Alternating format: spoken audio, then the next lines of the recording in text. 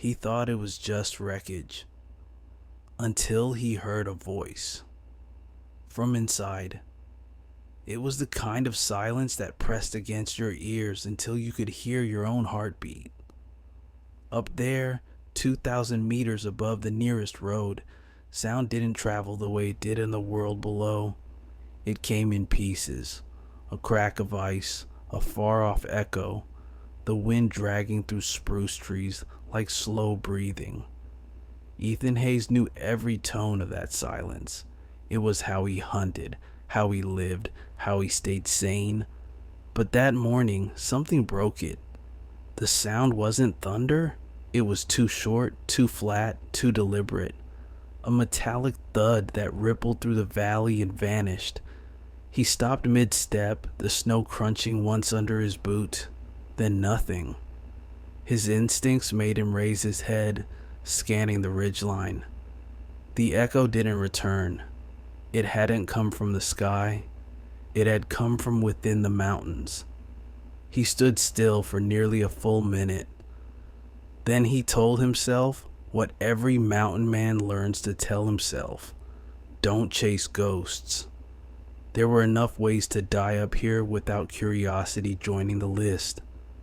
He kept walking, following the elk tracks deeper into the timberline. If you're new here, stop for a second. What you're about to hear is real. It's not another campfire legend or a clickbait story. This is what Ethan Hayes found when he followed that sound. So, before we go further, hit subscribe, not for the algorithm, but because by the end of this story, you'll understand why some doors should never be opened. By early afternoon, the light turned sharp and colorless, like the world was carved from steel. Ethan reached the northern edge of the basin, where the slope curved into a ravine. That's when he saw it, a glint of something unnatural. Metal, half buried in snow just beyond the tree line. He narrowed his eyes. At first he thought it might be an old piece of mining equipment, maybe a weather station. But as he moved closer, the shape began to take form. Long, narrow, tail fractured. His breath hitched. It was a helicopter. Jesus, he muttered under his breath, lowering his rifle. There shouldn't have been a helicopter here. No air routes, no rescue ops. The nearest airstrip was 40 miles south. The paint was gray, military dull, not tourist white. The tail number had been scorched off by heat.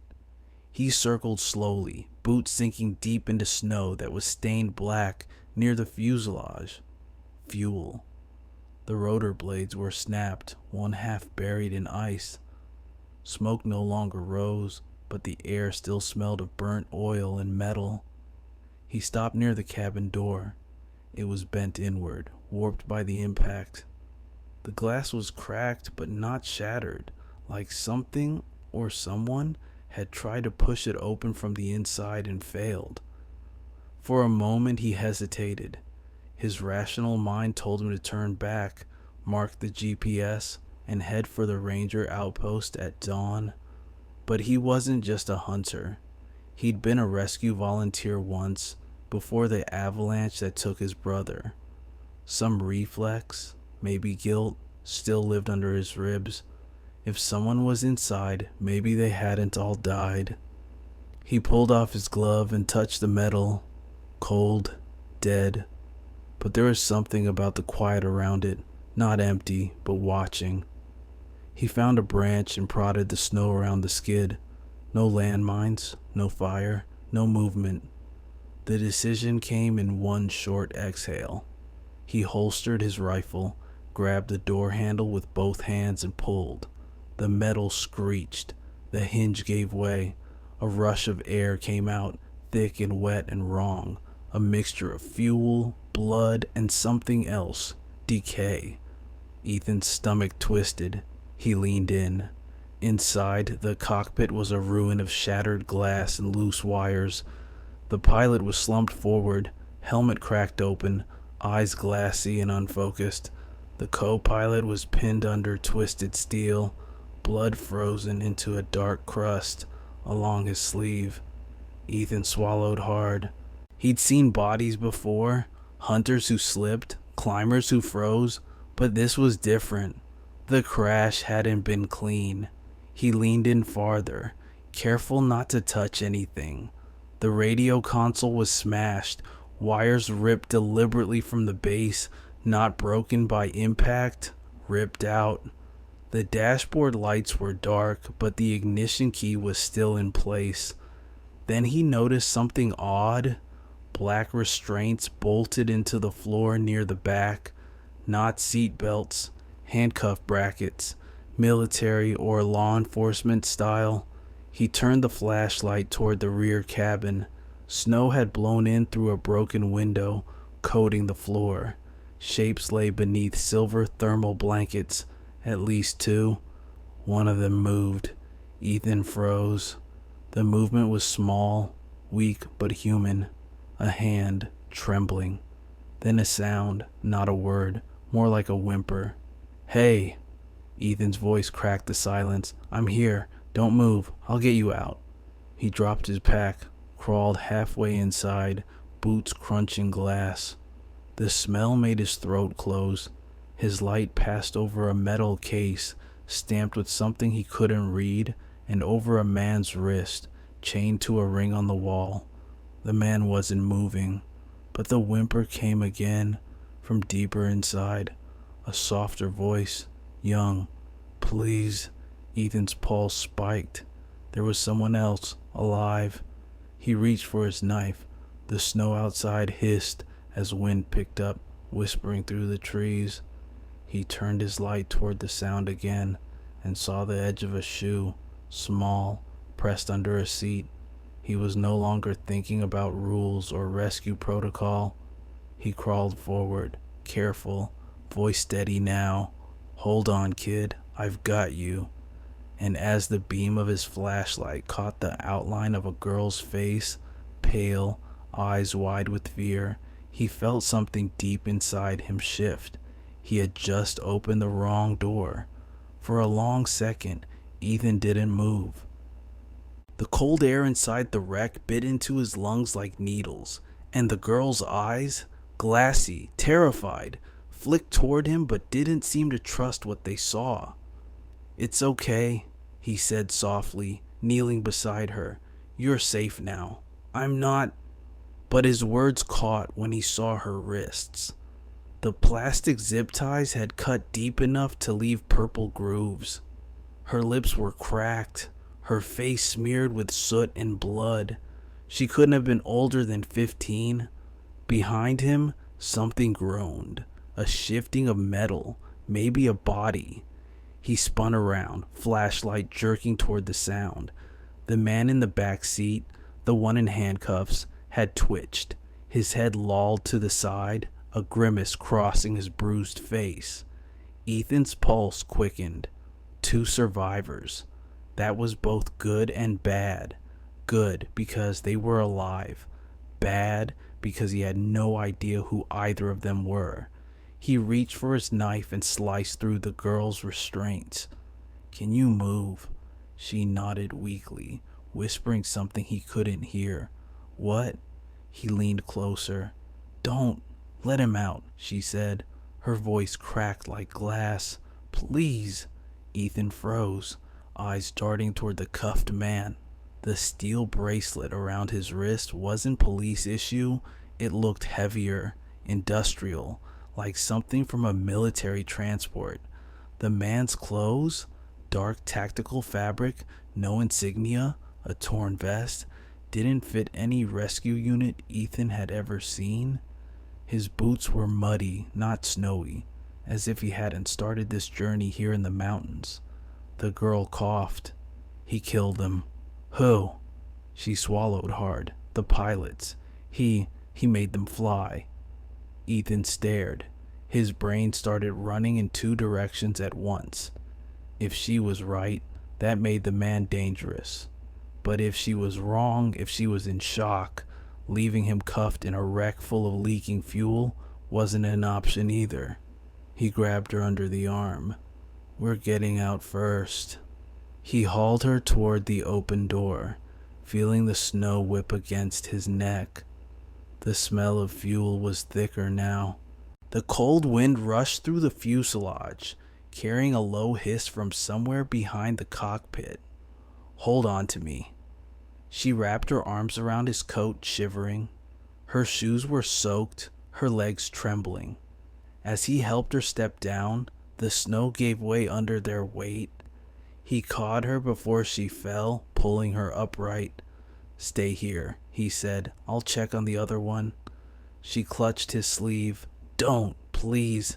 He's not supposed to be here."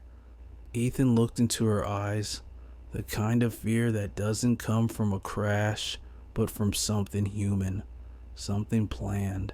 Still, he turned back toward the wreck. Inside, the man in cuffs was barely conscious now, breathing in shallow bursts. There was blood on his temple, his lips moving silently. Ethan leaned closer. "Can you hear me?" The man's eyes fluttered open. They were gray, sharp, too focused for someone half dead. "Don't leave me here," he rasped. "I'll come back," Ethan said, "but you need to tell me what happened." The man coughed. "You need to leave. They'll come back." "Who?" No answer, just a faint rattle of metal as his hands jerked against the cuffs. Ethan's gut twisted. He looked around the cabin again. Military packs, scattered weapons, a case stamped armory property. Not civilian, not rescue. He spotted a small black device wedged under a seat, a radio, smashed to pieces, wires yanked clean out, deliberate. Somebody had made sure no signal went out. He pulled the man's wrist, testing the cuffs. No give. "You got a key?" The man's head dropped. In the cockpit. Pilot took it." Ethan climbed forward, bracing against the slanted floor.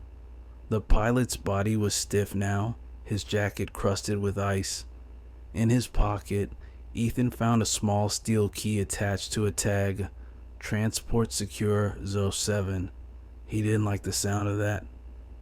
As he moved back, something else caught his eye. A sheet of paper half tucked under the seat. It was damp but still legible. Flight manifest. No names, just codes. Under cargo description, one line stood out in smeared black ink. "Human asset, priority red." Ethan exhaled slowly. This wasn't a rescue flight. This was a transfer. He pocketed the paper, turned to the man, and unlocked one cuff. Just one. "You can walk," Ethan said. "But if you try anything..." The man gave a thin, crooked smile. "You think I'm the bad guy? Right now, I don't think anything. I just get people out alive." He dragged the man up and half carried him toward the opening. The girl stumbled backward, shaking her head when she saw him. "He can't come." "He's coming," Ethan said firmly. "We don't have time." Behind them, the hiss turned into a low, bubbling roar.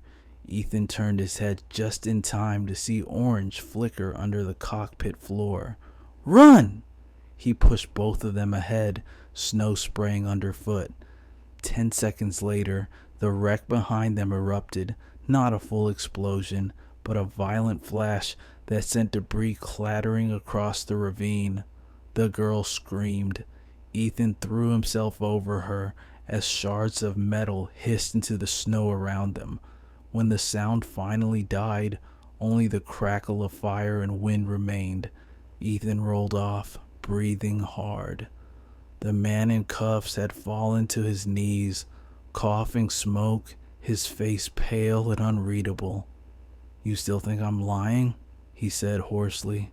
"Now you know why I told you to leave?" Ethan looked at him, then at the girl, then back toward the burning helicopter. He didn't have answers. Only one thing was clear. Someone didn't want this wreck to be found. And now, 3 people were alive who weren't supposed to be. The silence of the mountains was gone for good. Snow kept falling, thin, sharp flakes drifting through smoke, settling on the wreckage like ash. The helicopter burned in slow, choking bursts. Ethan led the girls and the cuffed man away from the heat, guiding them toward a cluster of pines that offered at least some cover. The girl collapsed to her knees once they reached the trees. Her breaths came fast and shallow. "My name's Leah," she whispered, as if saying it might help her believe she was still alive. Ethan crouched beside her. "I'm Ethan. You hurt anywhere?" She shook her head but didn't meet his eyes. "Just cold." He looked back at the man still kneeling in the snow, his one wrist chained to the other by a dangling cuff. "And you?" The man spat blood, then looked up at him with something between exhaustion and calculation.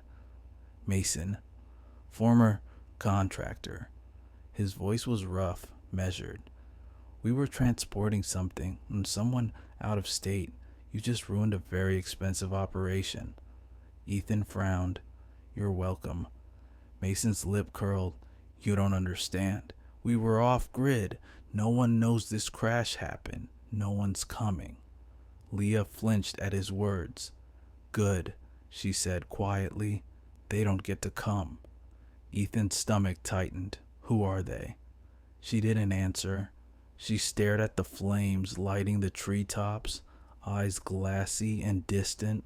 Mason coughed, trying to stand but failing. "She's lying. She was the cargo. I was transporting her. Classified clearance. Those pilots were clean." Ethan's gaze darted between them. "Then why were you cuffed?" That stopped Mason cold. His mouth opened, but no words came. Leah's voice was a whisper now, trembling, because he wasn't the only one they were transporting. Ethan turned fully toward her. "What do you mean?" She swallowed hard. "There was another man, big, beard. He sat across from me. When the helicopter started shaking, he broke free, hit the pilot, tried to grab the controls, the one in cuffs. He tried to stop him. Then everything spun." Her voice broke. "He wasn't wearing a uniform. He said he worked for them. He laughed when we hit the mountain." Ethan stared at the burning wreck. If she was telling the truth, there was still someone unaccounted for. Someone who might have walked away from the crash. He glanced at Mason. "You know who she's talking about?" Mason hesitated. His silence was enough. Ethan turned toward the slope. "We need to move. If there's fuel left, this fire will bring attention, the wrong kind." "I told you," Mason said, standing with effort. "They'll come, but not to save us." Ethan tightened his jaw. "Then we better not be here when they do." He slung his pack over his shoulder and motioned for Leah to follow. Mason limped behind, snow squeaking under his boots. They moved downhill through the thickening dusk, the mountain swallowing them whole. For nearly an hour they walked without speaking. The snow deepened, wind howled between the ridges. Ethan led them by instinct, following a narrow animal trail he'd carved himself years ago. Somewhere below, his cabin waited, small, unremarkable, stocked for winter hunts. When Leah finally spoke, her voice was raw. "You live out here?" "Most of the year." "Alone?" "Yeah." She didn't ask why. She didn't have to. Behind them, Mason stumbled, swearing under his breath. "You think your little shack's gonna help when they find us? They have satellites, drones. You'll bring them right to your door." Ethan stopped and turned. "You got a better idea?" Mason stared back, then looked away. "No." "Then keep walking." The path narrowed between rocks, opening into a hollow of fir trees. By the time they reached it, the sky was black, and the snow had turned to a fine mist. The outline of a small wooden structure appeared ahead. Ethan's cabin, barely visible under layers of frost. He guided Leah inside first, then forced Mason down onto a chair near the door. "You make a move, I'll leave you outside," Ethan warned. Mason raised his cuffed wrist, half a smirk on his face. "Not much moving I can do." Ethan ignored him and lit the lantern. Warm light spilled across rough wooden walls and the old hunting gear that hung from nails. Leah sank onto a cot near the stove, her shoulders shaking from exhaustion. Ethan set water to boil, then pulled a wool blanket around her. "You need to eat something soon." She nodded, silent.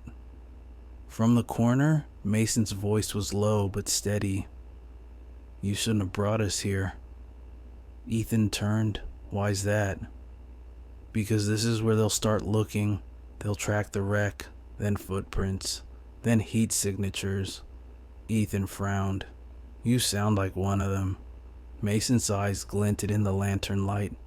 "I used to be." The words hung in the air like smoke. Leah's hands clenched the blanket tighter. Ethan exhaled, long and tired. "You both are gonna tell me everything," he said finally. "But first, you rest. I'll keep watch." He stepped outside for air, rifle in hand. The cold bit deep, but the silence was heavier now. Not empty, but listening. He looked toward the faint orange glow still flickering on the horizon. Somewhere out there, someone else was moving through the snow. Someone who knew exactly what that helicopter had been carrying.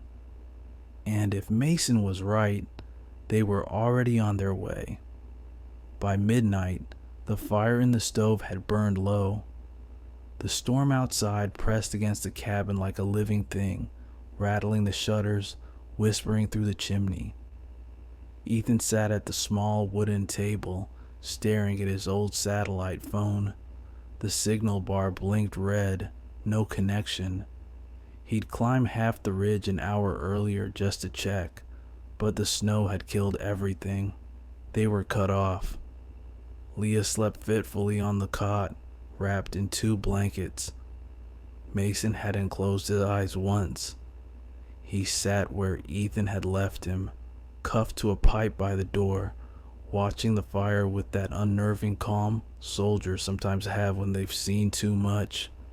"You're wasting your battery," Mason said finally.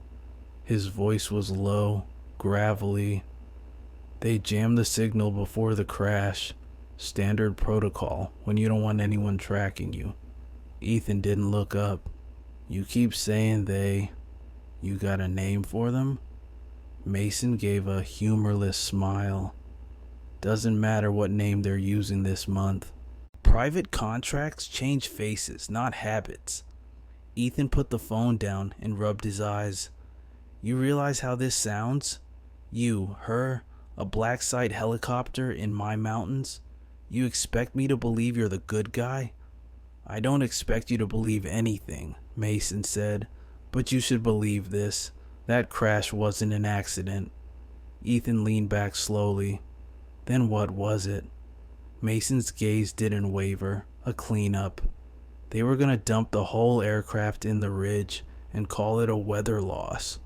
I was just supposed to escort the cargo, the girl, until handoff. Then something went wrong.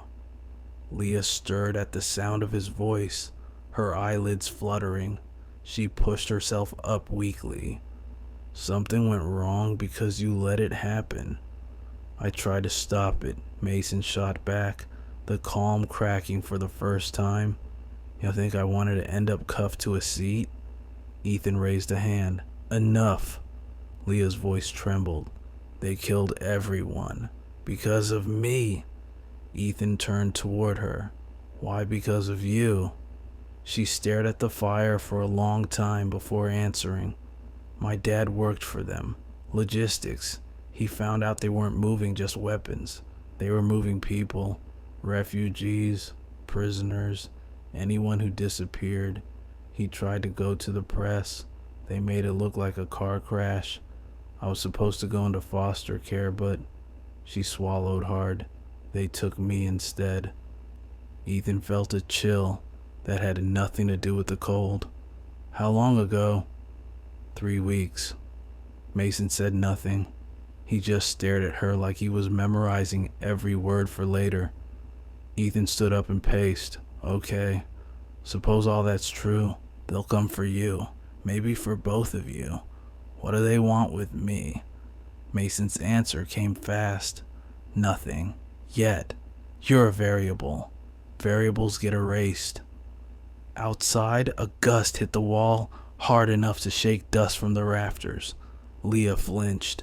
Ethan went to the window and wiped the frost from the glass. Snow whipped across the clearing, the forest a blur of black and white.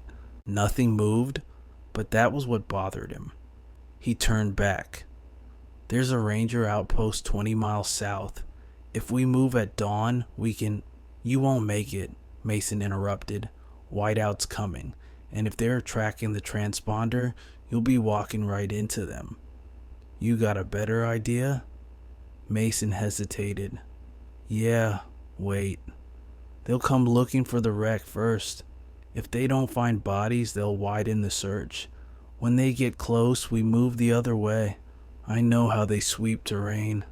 I used to be one of the guys doing it. Ethan crossed his arms. So you're saying we sit here and hope they don't find us? I'm saying we buy time. Leah's voice cut through, small but steady. You said you were one of them.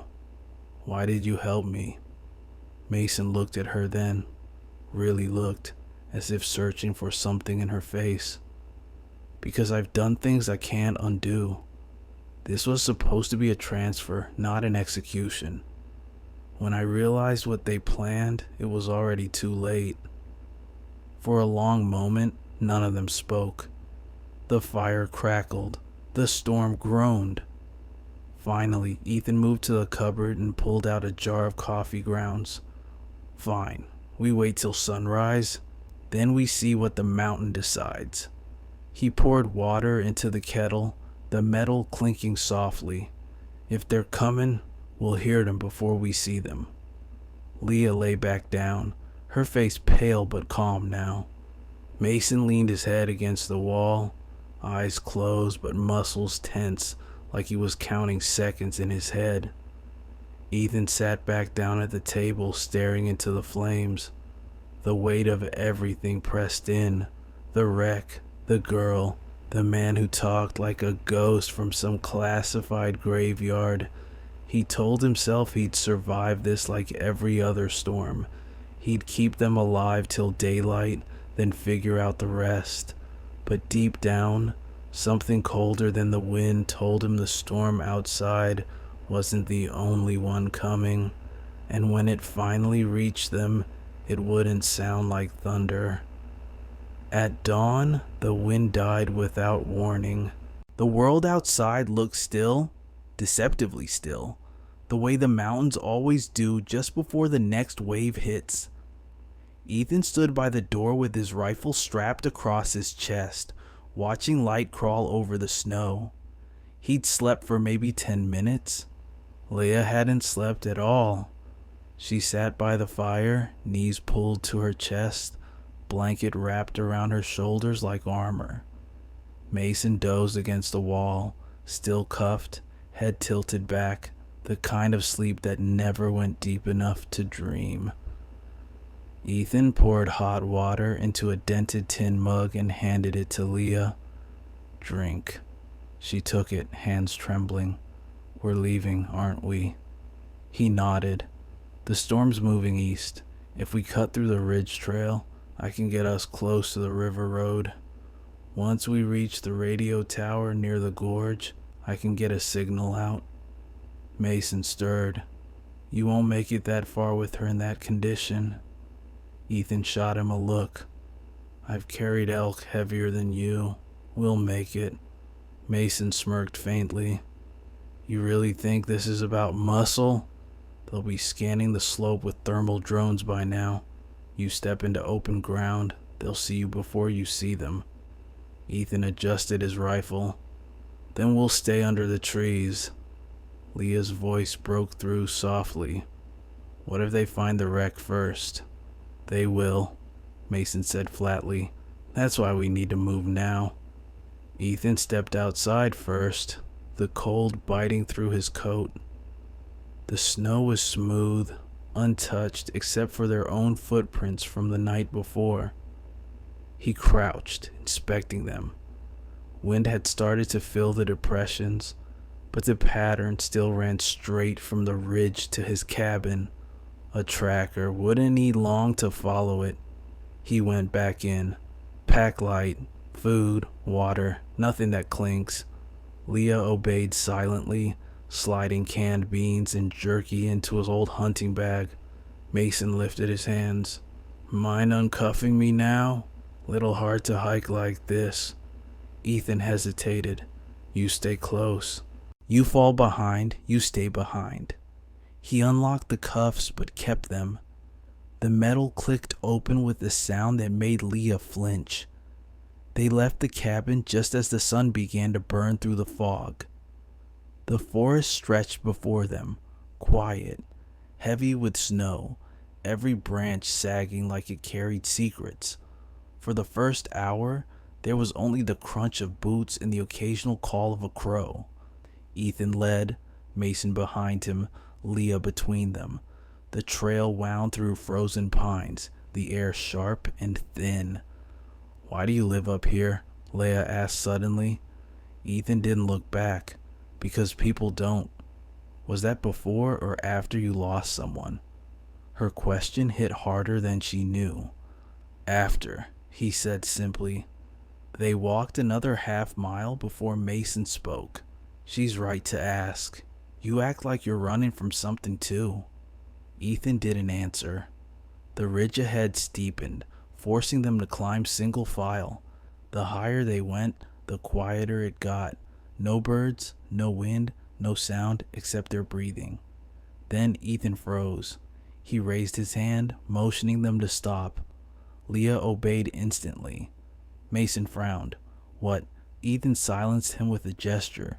He'd heard it. Faint, but unmistakable. A low mechanical hum somewhere far below the ridge. It didn't belong to the wind. He crouched, pulled his binoculars from his coat, and peered through the gap between trees. Far off in the valley, something moved. Dark shapes crossing the snow in formation. Too steady to be animals, too quiet to be hikers. 3, maybe 4 figures following the line of tracks toward his cabin. They're here, he whispered.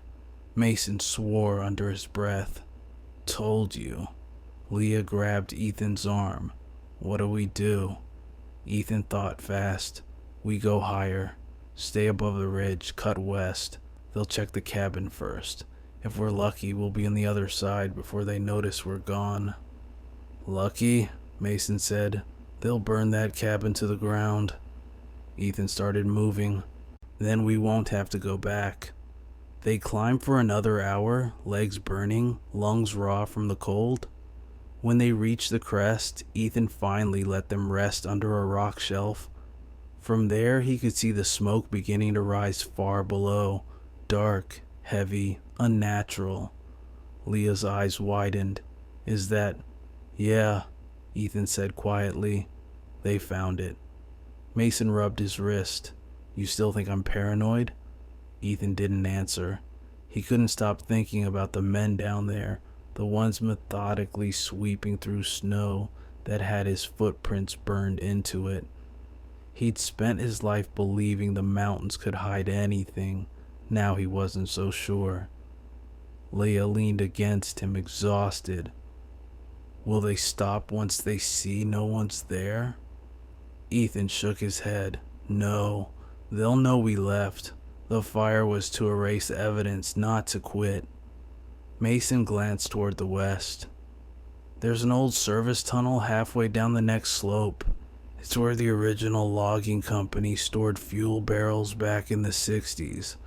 If we reach it before dark, we can hole up till morning. Ethan looked at him hard. You know these mountains well for a contractor. Mason met his stare evenly. I read the maps before every op. I don't like walking blind. Ethan weighed the risk. The wind shifted, carrying the faint echo of distant engines. Decision made. Fine, you lead. If this goes wrong, I'll make sure you never see another mountain again. Mason gave a grim nod. Fair enough. They moved again, weaving through trees and snowdrifts until the light began to fade. The cold deepened and every shadow looked like movement. By the time they reached the slope Mason had mentioned, darkness was crawling up from the valley.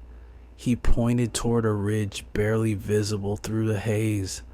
There, a black opening yawned between slabs of stone, a tunnel, half collapsed, half swallowed by the mountain itself. Ethan went first, rifle ready. The air inside was stale but dry, warmer than outside. It smelled of rust and dust. He turned back, signaling them in. Stay quiet. Rest here for now. Leah sank onto a crate, shivering. Mason slumped nearby, his face hidden in shadow. For the first time since the crash, Ethan allowed himself to breathe. But the silence didn't last. From somewhere deep within the tunnel, a sound echoed, faint, metallic, deliberate. A footstep, not theirs. The sound was soft but too heavy to be imagination. Ethan froze mid-breath, finger tightening on the trigger. Behind him, Leah stiffened. Mason's eyes opened instantly. That soldier's instinct, the kind that never truly sleeps. Another step, then silence. Ethan raised a finger to his lips and moved forward a few feet, the beam of his flashlight slicing through the dark. The tunnel stretched maybe 30 meters ahead before curving out of sight. Dust hung in the beam like slow snow. He waited. Nothing. Then a metallic clang, sharp and quick. Not footsteps now. Something falling. Ethan motioned for Leah to stay behind him. Stay quiet, he mouthed. He took 3 steps forward, rifle steady. A few meters ahead, an old oil drum lay on its side, rolling slowly to a stop. He crouched beside it, nudged it with the barrel. Empty. Probably rats. Still, he didn't relax. Not here. Not yet. He returned to the others. Mason watched him carefully. You see anything? Just a drum. Could have been wind, Mason said. But his tone said he didn't believe that either. Ethan lowered his voice. This tunnel, where does it go? Back toward the southern slope, Mason answered. If it's not collapsed, it comes out near the riverbed. We can use it tomorrow. Leah looked up. If they're searching outside, what if they already know about this place? Mason shook his head. Doubt it. It's not on any modern map. Most of the entrances were sealed in the 70s. Ethan sat down opposite them, the lantern flickering between their faces. You still haven't told me what you were doing on that helicopter. Not the official line, the real one. Mason leaned his head back against the wall, breathing slowly. You sure you want the truth? You won't like it. Try me. He hesitated. Then, I worked for a private contractor called Aegis Frontline. We did things the government didn't want to sign off on.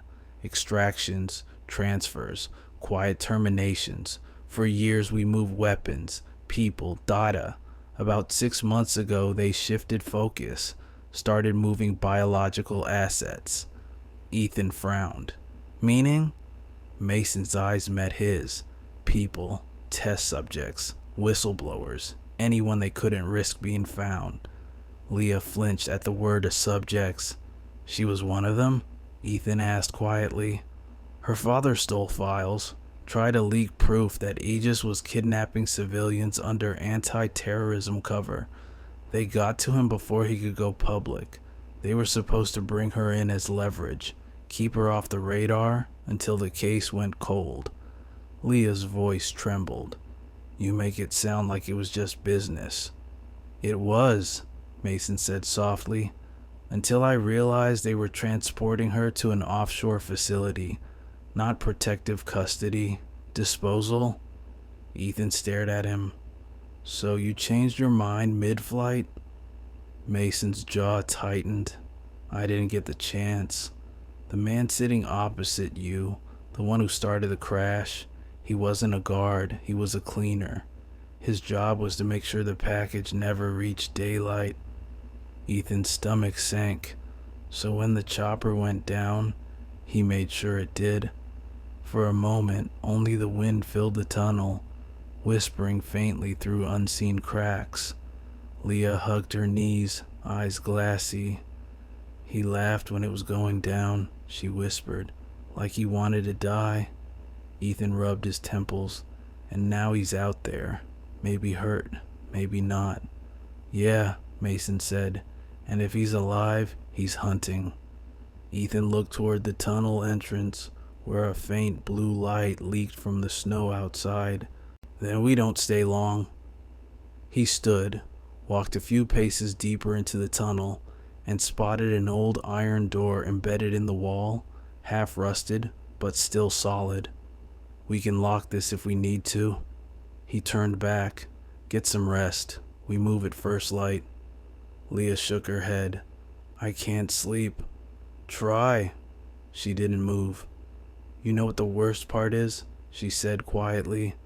The silence. It's the same silence before the crash, like the air knows something's about to break. Ethan sat beside her, watching the dim flame inside the lantern flicker. Silence isn't always bad. Sometimes it's warning you. Sometimes it's saving you. Mason gave a small, bitter laugh. That's poetic for a hunter. Ethan didn't answer. After a while, Leah's breathing evened out. Mason finally closed his eyes. Ethan stayed awake, listening to the faint hum of the storm outside and the echo of his own heartbeat. Just before dawn, he rose to check the entrance again. The wind had cleared some of the snow, revealing the slope below and fresh tracks. Wide, heavy boot prints leading toward the tunnel mouth. Not theirs. Ethan crouched, pulse hammering. The prints were deep, deliberate, spaced like a trained march. 3 men, maybe 4. He followed them with his eyes to where the trail stopped, 20 meters away, ending in nothing. Whoever they were, they'd been standing there, watching. He stepped back inside, closing the lantern to a dim glow. Wake up, he whispered. Leah stirred. Mason blinked awake instantly. What is it? Ethan pointed toward the entrance. We're not alone. Mason's face hardened. Then it's starting. Leah clutched the blanket tighter. What is? The cleanup, Mason said. Outside, the first hint of daylight touched the snow, pale, cold, merciless. And somewhere above them, the mountain exhaled like a sleeping beast about to wake. The first light of day didn't bring warmth, only visibility. And that, Ethan knew, was more dangerous than the dark. The tunnel's mouth glowed faintly blue from the snow glare outside, the kind of light that flattened everything into ghostly shapes. Mason crouched near the entrance, peering through a crack in the stone. 3 men, he murmured, maybe 4, no uniforms, moving slow, methodical. They're sweeping the slope. Ethan joined him, careful not to make a sound. Through the frost he could see them now, faint silhouettes against the white. They moved in a staggered line, their weapons slung low, their heads scanning the terrain. Not search and rescue, hunters. Leah's whisper came from behind them. How close? Too close, Mason said. Ethan counted the rhythm of their steps, organized, military, the same spacing he'd seen on patrols during his own brief service years ago, but their equipment looked mixed. Civilian jackets, tactical pants, black masks, mercenaries. He turned back toward the tunnel. We can't stay here. Once they check the ridge, they'll find the opening. Mason shook his head. We move now. They'll spot us in seconds. We wait till they pass. Ethan frowned. And if they don't, then you better shoot straight. Leah sat against the wall, clutching her knees, eyes darting between them. I don't want to die here. You won't, Ethan said. Not today. He handed her his spare knife, short, sharp, clean. Keep this close. You hear anything that isn't me or him, you run deeper into the tunnel. Her fingers closed around the handle. What about you? Ethan gave a small smile that didn't reach his eyes. I'm not the running type. Minutes crawled by.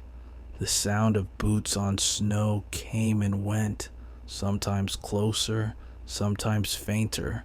Every scrape of ice felt like a warning. Then Mason tensed. They're splitting up. Ethan leaned forward. Sure enough, one figure broke off, moving uphill toward the ridge, toward the tunnel's direction. The others spread out, scanning in a wide arc. Looks like they're checking for heat, Mason said, voice low. They've got thermal scopes. If that beam hits this opening, we're done. Ethan looked around the tunnel. No exits, no deep shafts. Just a narrow corridor and one iron door deeper in. He pointed. That door, does it seal? Mason nodded. Rusty, but solid. Then we hide. They moved fast. Ethan doused the lantern, plunging them into near darkness. The only light left came from the entrance, a thin, cold stripe across the floor. He guided Leah toward the door, Mason following behind. The hinges protested when he pulled it shut, but it closed. Barely. He wedged a stone under the latch to keep it from rattling. Then they waited. Outside, faint voices carried, muffled, distorted by wind. Male, clipped, professional. One of them laughed softly, a short, cruel sound that made Leah press her hands over her ears. Ethan's heart pounded. He could hear the crunch of snow right outside, maybe 10 steps away. Then silence. A flashlight beam cut through the crack under the door, sweeping back and forth. Mason tensed beside him, hand on his knife. The beam paused. Leah held her breath. Then, footsteps moving away. They waited another full minute before Ethan dared to exhale. They're not gone, Mason whispered. They're circling. Ethan nodded. How far does this tunnel go? Half a mile, maybe. There's another exit on the south side if it hasn't collapsed. Then that's where we're going. He pushed the door open slowly, checking the corridor. Clear. The light at the main entrance had shifted. Brighter now, but no shadows moving across it. Go, he whispered. They moved quickly, their boots brushing dust from the stone floor. The air grew damper, colder. The tunnel narrowed until they had to move single file. Every few steps, Ethan glanced back. Nothing. But he could feel it, the pressure of being hunted. After what felt like forever, Mason raised a hand. Stop! Ahead, the passage split in two. One branch caved in, the other sloping downward. That's the way, Mason said, pointing to the slope. Ethan motioned Leah forward. Stay close to me. They descended, the air thickening with the smell of wet earth. Somewhere far above, a dull echo rang, metal striking stone. Leah froze. What was that? Mason's face darkened. Grenade pin. Ethan's instinct screamed, Run! They sprinted downhill just as a deafening blast shook the tunnel behind them. The shockwave threw them forward, dirt and debris raining from the ceiling. Leah screamed as dust filled the air. Ethan grabbed her, dragging her down behind a boulder. When the echo faded, the world was dust and silence again. Mason coughed, voice hoarse. They found us. Ethan turned, coughing through the haze. The upper passage was gone, caved in completely, sealing the way back. They're not trying to capture, Mason said. They're burying. Ethan's pulse hammered. Then we go deeper. Now. He pulled Leah to her feet and pushed forward through the dust. The tunnel angled downward again, narrowing until it finally opened into a small cavern, dark, round, and filled with old mining crates. Leah collapsed against a wall, shaking. Mason leaned on his knees, gasping for breath. Ethan checked the roof, stable for now. He knelt beside Leah. "You hurt?" She shook her head, wiping dust from her face. "I can't do this anymore." "Yes, you can," Ethan said. "You don't stop till you're out." She looked up at him, her eyes glassy. "You really think we'll make it?" Ethan hesitated, long enough for the silence to answer for him. "We'll try." Mason straightened, his face pale but determined. "You got any weapons besides that rifle?" Ethan nodded toward a crate. "Might be tools in there." He pried it open. Inside, rusted shovels, metal spikes, and one small box of dynamite sticks. Mason gave a thin, grim smile. "Guess the miners like to be prepared." Ethan met his gaze. "So are we." Because somewhere above, those mercenaries were digging down, and Ethan had just realized what the mountain had given him, a trap. If they wanted to come inside, they'd have to do it his way. The air in the cavern felt heavier now, thick with dust and tension. Every sound carried, the drip of melting frost, the faint creak of stone settling. Leah sat against the far wall, her knees pulled tight to her chest, trembling but silent. Mason crouched by the dynamite crate, checking the sticks one by one, brushing off decades of grime. Ethan stood by the tunnel mouth, rifle ready, listening. Above them, faint echoes of movement drifted down, boots crunching snow, metal tools biting into rock. The mercenaries were widening the blast site, digging their way through the collapsed passage. "They're coming," Mason muttered. 3, maybe 4 of them. We have minutes." Ethan's eyes stayed on the tunnel. "Can we collapse it again?" "Not enough charge left for a clean collapse," Mason said. "But we can slow them down. Set one here, one deeper. Make the whole place sound unstable." Ethan nodded. "Do it." Mason worked fast, hands steady despite the cold. He'd stripped his gloves off, fingers raw but precise, wrapping old fuse cord through each stick, tying them into small clusters. Ethan watched him, professional movements, practiced. This man had done this before. Leah's voice came small from the dark. "What if it brings the mountain down on us?" Mason didn't look up.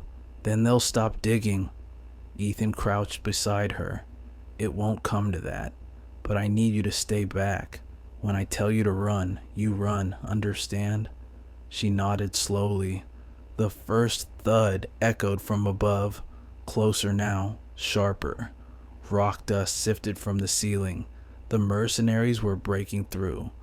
Mason lit the first fuse, the tiny spark crawling like an orange thread through the dark. He nodded toward Ethan. "Time to make noise." Ethan fired once into the tunnel. The rifle's crack rolled through the mountain like thunder. It wasn't meant to hit anyone. It was a message. "We know you're there." A split second later, the dynamite went off. A deep, muffled roar that made the ground lurch beneath them. Dust erupted, the air turning to choking gray. Leah screamed. Mason grabbed her, pulling her behind a crate. When the echo faded, the only thing left was ringing silence, and then faintly, the echo of voices above, shouting orders. "They're not stopping," Mason said. "They're splitting up. One's going around. There's another entrance somewhere.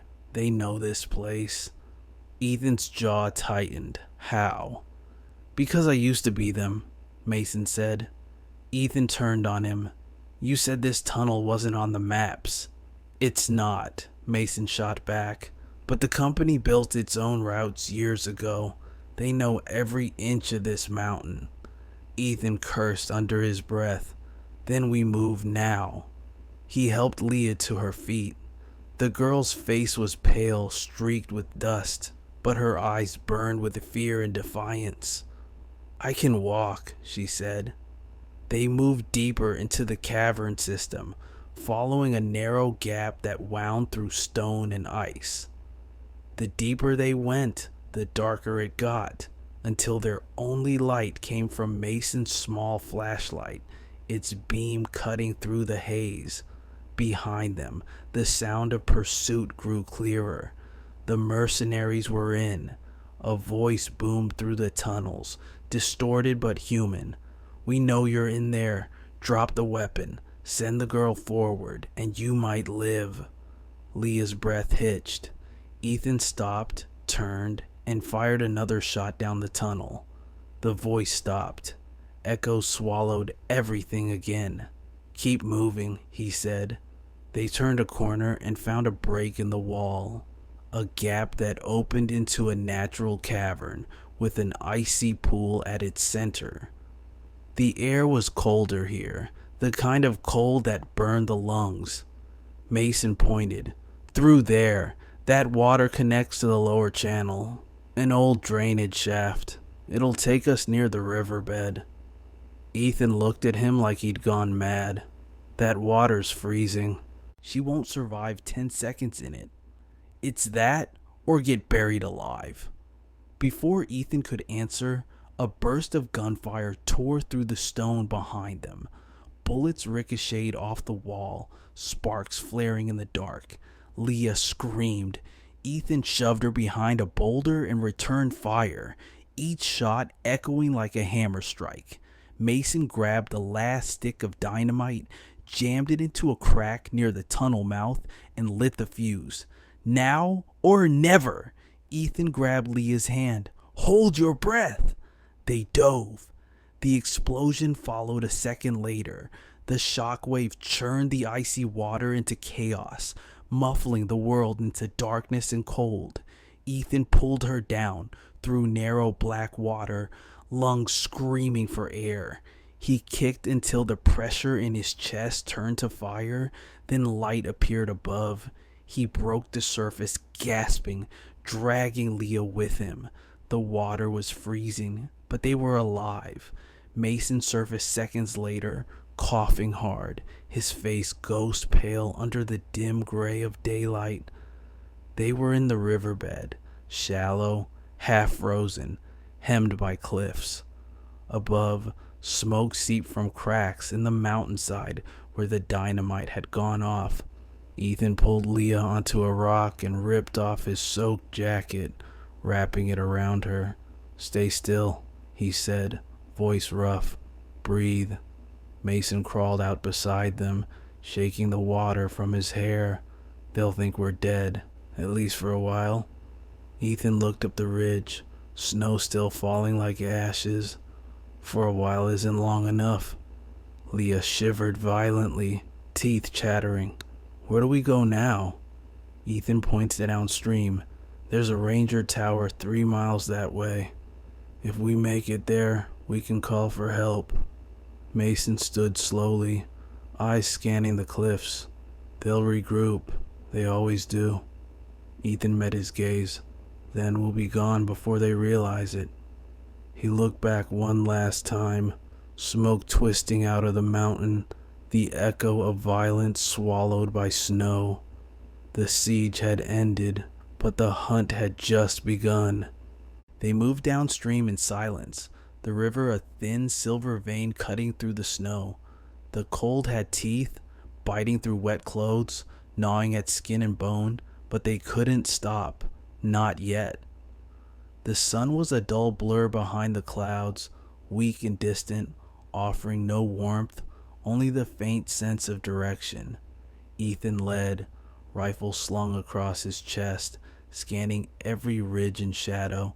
Leah walked behind him, shivering but steady, wrapped in his jacket that hung like a cloak. Mason limped last, still favoring his right leg. His movements were slow, deliberate, the steps of a man who'd walked through too many wars to count. "How far?" Leah asked through chattering teeth. 2 miles, Ethan said. "Maybe less if we cut through the forest ahead." Mason shook his head. "That forest's thick with undergrowth. Slows you down. Better to stay along the bank. Less noise." Ethan glanced back. "Less cover too." "Cover doesn't matter when you're leaving tracks in the snow." He wasn't wrong. Their footprints trailed behind them like a road map for anyone looking. Ethan's stomach turned with the realization, if the mercenaries survived the blast, and he knew they had, they'd already be tracking. The wind shifted, carrying the faint scent of smoke again. Burnt oil. Machinery. "They're burning what's left of the tunnel," Mason muttered. "Standard procedure. No evidence, no survivors." Leah stopped walking. "They'll see our footprints." "They already have," Ethan said, "so we make them chase the wrong direction." He scanned the river. About 50 yards ahead, a dead pine tree leaned over the water, its trunk half fallen. "We'll cross there, double back under the ridge." They reached the fallen tree minutes later. Ethan tested it with his boot. Solid enough. He turned to Leah. "Hold my hand. Watch your footing." She nodded, gripping his palm tightly as they crossed. The water below churned black and cold, cracking with ice in slow, steady snaps. Mason followed, his balance perfect despite his limp. Once across, Ethan motioned them into the woods. The forest swallowed them, heavy pines bending under snow, branches creaking like old bones. The world turned muffled again, each step sinking into silence. After half an hour, they found a small clearing and stopped to rest. Leah collapsed against a tree, her lips blue. Ethan handed her a strip of jerky from his pack. "Eat, small bites." She nodded, too exhausted to speak. Mason sank down beside her, wiping frost from his beard. "You know," he said quietly, "most people would have left us in that wreck, walked away and never looked back." Ethan stared at the snow. "Maybe I should have." "But you didn't," Mason said. "Why?" Ethan didn't answer for a long time. "Because I've been the one left behind before." That shut Mason up. The forest creaked around them, alive with the small noises of thawing branches. Leah broke the silence. "Do you think anyone will believe us?" Ethan looked at her, this girl who'd lost everything, who'd seen death fall from the sky, and shook his head slowly. "They don't have to believe us. They just have to find us." A sound cut through the air then, faint but distinct, the low hum of an engine. Ethan jumped to his feet, scanning the sky. The noise grew louder, a drone, circling above the trees. "Down!" he hissed. They dropped under the canopy. The shadow of the drone passed across the snow, a small, buzzing shape cutting lazy circles overhead. It lingered for a moment, then veered west. Mason exhaled. "They're sweeping the area. Infrared. That means the ground team's not far." "How far?" "Half a mile, maybe less." Ethan grabbed his pack. "Then we move, now." They headed east, keeping low, moving between thick trunks. The forest sloped downward toward a narrow gorge. Ethan recognized the shape of the rock. The ranger tower wasn't far now. If they could make it before nightfall, they might have a chance. The ground leveled out into a frozen clearing. In the distance, through the fog, a thin silhouette rose. Metal, square, angular. Leah gasped. "Is that it?" "Yeah," Ethan said. "Ranger outpost. Half a mile." But Mason had stopped. His eyes weren't on the tower. They were on the tree line behind them. "We've got company." Ethan followed his gaze. Figures moved through the fog. 3, maybe 4, dark shapes gliding through the snow.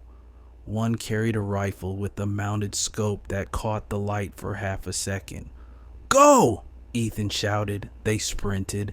Leah stumbled once, Ethan catching her by the arm. Bullets tore through the air, splintering trees, throwing snow in violent bursts. Ethan fired back, short bursts, forcing the shooters into cover. Mason dropped to one knee, returning fire with calm precision. 2 shots, 2 screams. Keep moving. The tower loomed closer now, its stairs half buried in snow. Ethan pushed Leah toward it. "Climb!" She scrambled up the metal steps, slipping but not stopping. Ethan followed, covering her ascent, his rifle echoing through the valley. Mason came last, panting hard. When they reached the top, Ethan slammed the hatch shut and shoved a metal bar through the latch. Leah collapsed against the wall, gasping. "Are we safe?" "For now," Ethan said. He went to the small radio panel in the corner, old but intact. He flicked the switch. Static. Then a faint voice broke through. "Repeat. This is Ranger Station Echo 3. Identify." Ethan grabbed the mic. "This is Ethan Hayes, civilian. We've got survivors from a downed aircraft. Coordinates." Static swallowed his words. He adjusted the dial. "Can you read me?" The voice came again, clearer. "Copy that, Ethan. Stay put. We're triangulating your signal." Leah began to cry, soft, disbelieving sobs that shook her shoulders. Ethan put a hand on hers. "It's over," he said quietly. "They'll be here soon." Mason didn't smile. He was watching the tree line again. "No," he murmured. "It's never over that easy." Below, faint through the wind, an engine started. Not from the rescuers, but from the other side of the valley. The mercenaries weren't retreating. They were repositioning. Ethan gripped his rifle tighter and looked out over the snow. "Then we hold until they get here." He'd faced storms before, but this one had a human face, and it was still coming. The next 20 minutes stretched like an hour. The Ranger Tower groaned under the weight of wind and fear. Leah huddled by the radio, whispering the coordinates again and again, as if repeating them would bring help faster.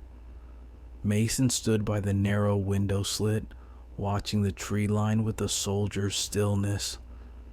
Ethan crouched by the door, rifle against his knee, heartbeat steady only because it had no other choice. Outside, silence, too perfect, too practiced.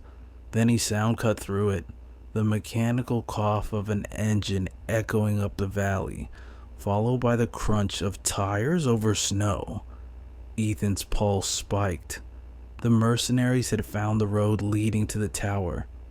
Mason peered through the frost-coated glass. Truck, modified, at least 3 inside, probably another flanking on foot. Ethan checked his rifle's chamber. 1 full mag, half another. Not enough. "We just need time," he said quietly. "Rescue's on the way."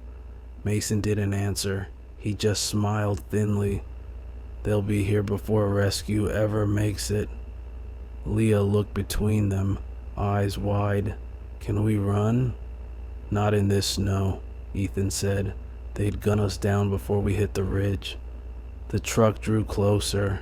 Its headlights cut through the fog, 2 narrow beams crawling up the path. Ethan could see movement now. Men stepping out, rifles up, dark masks.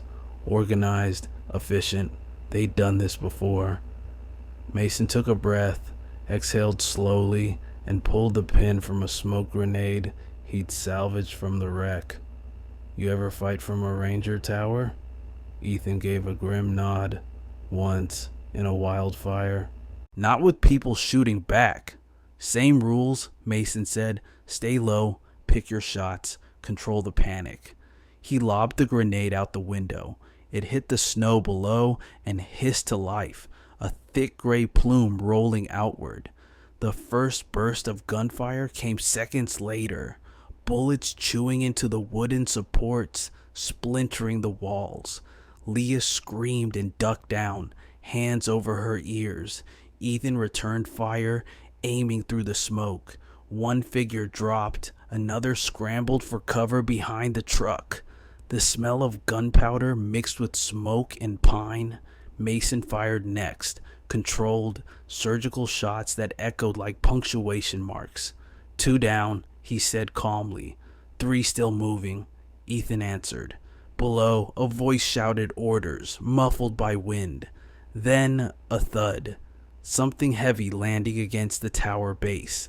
Mason's eyes widened. They're planting charges. Move! Ethan grabbed Leah and dragged her toward the far side of the cabin. A second later, the lower wall exploded, shaking the whole structure. The tower groaned but held. Next one will bring it down, Mason said. Ethan looked around the room. His eyes landed on the back hatch that led to the maintenance ladder. We go down the other side. Mason hesitated. That's open ground. Better than a coffin. He climbed through first, snow and wind slashing his face. The metal rungs were slick with ice. Leah followed, trembling but fast, her breaths short clouds of panic. Mason came last, pausing only to toss another grenade through the hatch before dropping down. The blast above shattered what was left of the cabin. Flames tore through the top platform. They landed hard in the snow, rolling into the shadows at the tower's base. Ethan yanked Leah to her feet. Run for the ridge. They sprinted through smoke and snow, bullets slicing past, thudding into trees. Mason turned mid-run and fired blind, buying them seconds. The truck roared to life behind them, headlights cutting through the chaos. Ethan spotted a break in the slope, a drop that led down to the frozen riverbed. Jump! Leah hesitated. It's too high. Trust me. He grabbed her and leaped. They hit hard, the snow breaking their fall but knocking the air from their lungs. Mason followed, sliding down in a shower of powder. For a few seconds there was only the sound of wind, then distant rotors. Ethan lifted his head. Over the ridge, cutting through fog and smoke, came another helicopter, white, marked with the Ranger insignia, Rescue. They're here, Leah whispered, her voice cracking. Ethan smiled for the first time in days. Yeah, they are. The mercenaries' truck stopped short at the cliff's edge. They didn't fire. They just watched as the Ranger chopper descended, its spotlight cutting through the storm. Mason raised his hands, signaling. Within minutes, the 3 of them were pulled aboard. The warmth of the cabin hit like sunlight. Leah collapsed into a medic's arms, sobbing. Mason slumped into a seat, his face unreadable. Ethan stayed by the open door, watching the white world spin below them. From the air, the valley looked peaceful again, just snow and silence. The burning tower was a small orange scar fading into the distance. A ranger leaned over. We got your call. You're lucky we picked up the signal when we did. Ethan nodded absently. Yeah, lucky. When they landed hours later, the world felt wrong, too bright, too civilized. Reporters, officials, men in suits. Questions came faster than answers. Words like classified, containment, federal oversight filled the air. Mason was taken aside, flanked by agents. Leah disappeared behind medics and social workers. Ethan stood outside the station, staring at the mountains through the window. They looked the same as always, cold, distant, ancient, but something inside him had changed. A younger ranger approached. Sir, they want your statement. Ethan nodded slowly. Yeah, I'll be there. He walked to the table where a detective sat waiting with the recorder. "Start from the beginning," the detective said. Ethan took a deep breath. "You wouldn't believe me if I did. Try us." He looked down at his calloused hands, still stained with smoke. "A week ago, I was tracking a wounded elk. Then I heard a sound that didn't belong in these mountains." He paused, eyes drifting to the window, the peaks swallowed in fog. "I opened a door I shouldn't have," he said softly, "and I haven't stopped regretting it since." The detective clicked the recorder off. "You saved 2 lives. That's nothing to regret." Ethan's gaze stayed on the horizon. "You don't know who was watching." Outside, the wind howled down from the peaks, carrying the faint echo of rotors, or maybe memory. Somewhere up there, under the snow and wreckage, secrets still waited, and Ethan Hayes knew one thing for certain. He hadn't heard the last of them.